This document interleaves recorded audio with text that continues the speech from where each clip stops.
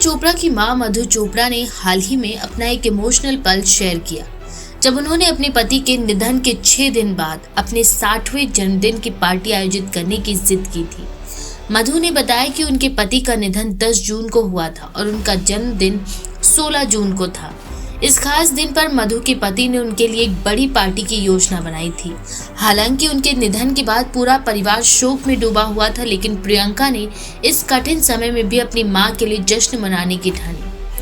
प्रियंका ने अपनी मां से कहा, इस दिन को खास बनाने के लिए पार्टी होनी चाहिए। प्रियंका ने ये भी कहा, यही तो पापा भी चाहते थे।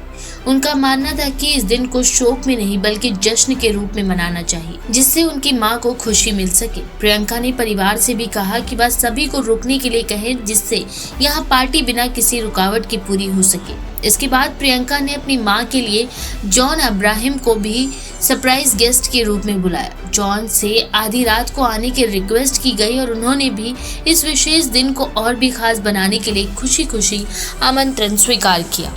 प्रियंका का कहना था कि मम्मी का ये पल खास होना चाहिए। इस पार्टी में डीजे और संगीत का जबरदस्त आयोजन किया गया था। ये पार्टी एक और जहां बहुत मजेदार थी, वहीं दूसरी ओर परिवार के बाकी सदस्य थोड़े उदास थे। कुछ लोग ये भी कह रहे थे क्या वह अपने पति के लिए दुखी नहीं है, लेकिन प्रियंका ने इस आलोचना को नजरअंदाज करते हुए कहा, मैं उनकी इच्छा का सम्मान करती हूँ और बेहतर होगा कि आप भी हमारे साथ चलें। प्रियंका का ये कदम उनके परिवार के लिए एक मजबूत संदेश था कि जीवन को जश्न के रूप में मनाया जाए, ना कि केवल शोक के रूप में। मधु चोपड़ा ने इस अनुभव को साझा करते हुए कहा कि प्रियंका ने बहुत कोशिश की और अपने बच्चों के इस कदम को सराहा।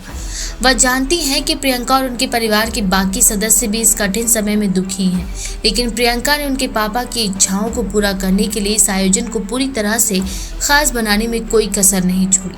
मधु ने यह भी बताया कि जॉन अब्राहम उस रात को टाई पहने हुए आए थे और बहुत प्यारे लग रहे थे, जिससे इस पल को और भी यादगार बना दिया।